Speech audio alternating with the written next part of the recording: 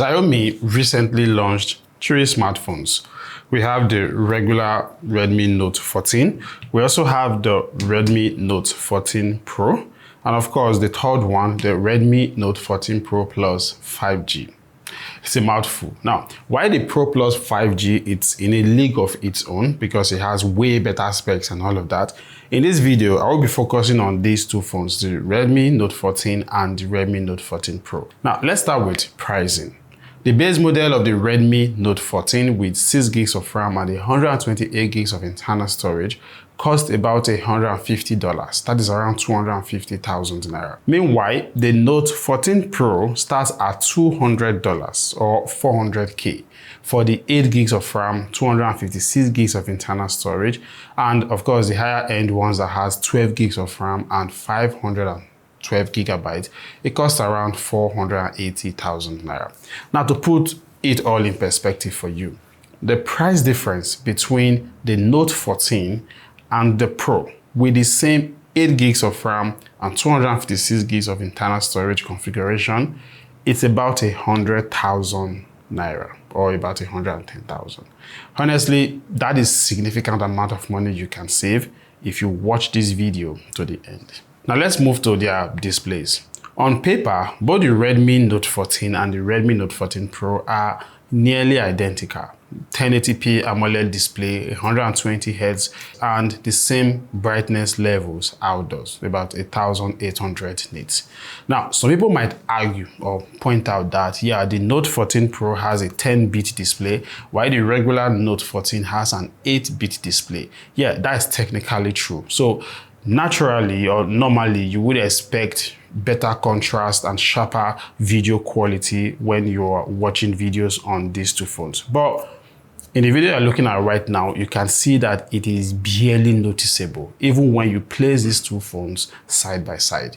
On YouTube, both of these phones can play videos up to 1440, which is 2K, so you don't get any difference in terms of video resolution at all. Now, another minor difference is in their screen protection. The regular Note 14 has Gorilla Glass 5 protection, while the Pro has the Gorilla Glass Victus, which, yeah, it's a higher level of protection from scratches and dents.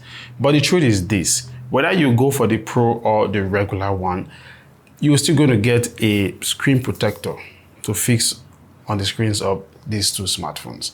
So when it comes to their display, these differences are much more about statistics than real life impact. And if you ask me, it is not worth spending that extra 110,000 to buy the Pro because you think it has a better display.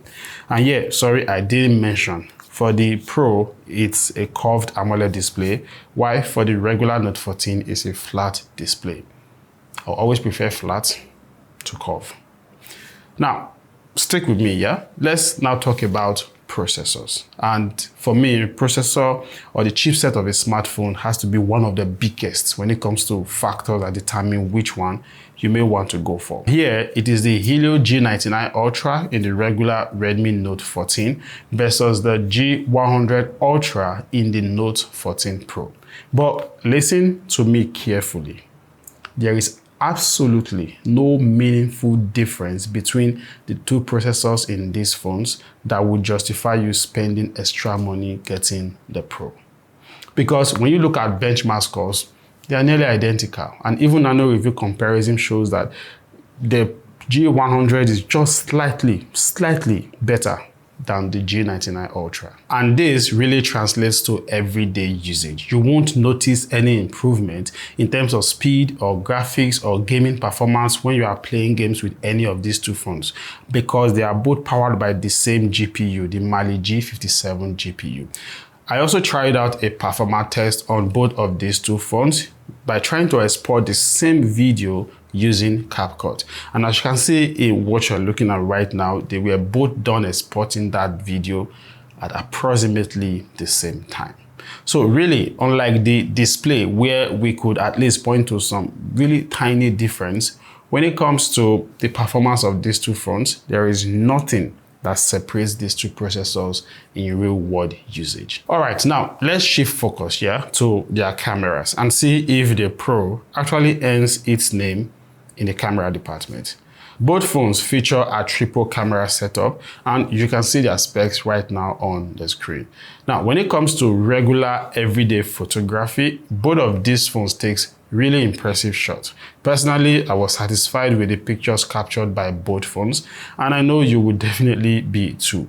However, where the Pro in the Note 14 Pro actually starts to show is in the details. Because it has a 200 megapixel lens, undeniably it captures more details when compared to the 108 megapixel lens in the regular Note 14. I also tested out the selfie cameras of these two phones, and honestly, let's just be fair, the Pro takes better photos and better selfies in terms of processing and everything than the regular Note 14.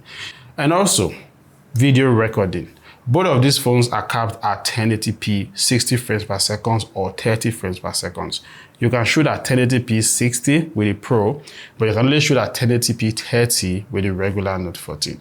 But really, the video you're looking at right now was shot at 1080p 30 frames per second for both phones, and I really feel it did very well. But here is where the Pro pulls ahead again. It comes with optical image stabilization, which makes a significant difference when recording videos on the move, as you can see right now. So for content creators or anyone who likes shooting stable videos that don't want it to shake, of course, the optical image stabilization in the Pro version is a major plus.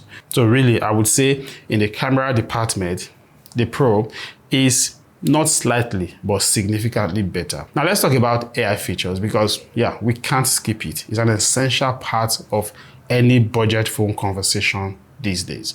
I'm happy to report that both of these phones are packed with useful AI features. We have Google Gemini, we have Magic Eraser, we have the Magic Sky features, and of course the other ones. So irrespective of the one you choose to go for, you're going to get all of those AI features. So once again, if AI is your thing, you really don't need to go for the Pro. You get basically everything with the regular Note 14. In the battery and charging department, both phones have similar 5500 mAh batteries, but where the Pro is slightly better than the regular Note 14 is in terms of the charging speed.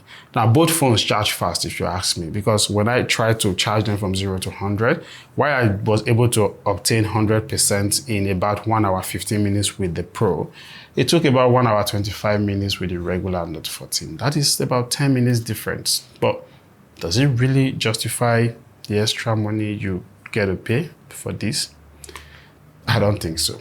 Now, at this point, you have seen that we have explored some really key aspects like their displays, their processors, cameras, charging speed, and even AI. But the verdict for me is pretty clear. While the Redmi Note 14 Pro does have its moment, like it is significantly better when it comes to camera details and the optical image stabilization, then it also offers slightly faster charging. This difference for me are just not enough to justify the extra money you get to pay for it, except like camera, pictures, video is very important for you. And I think it's important for everybody. But what I would say that the regular Note 14 gives you some really good features when it comes to all of these key points I just mentioned at a lesser price that, yeah, would not really hurt your pocket so much. Now, that is my take, but what is yours? Would you spend that extra 110K for the 8 gigs, 256 gigs and just get the Pro? Or would you save that money and get the regular Redmi Note 14? Let me have your thoughts in the comment section below. And as always, don't forget to like this video so that more people get to see it. Subscribe to the channel for more content like this. And for a much more detailed review of these two phones, just click on the two videos showing right here. I'll catch you in any of them. Ciao, guys.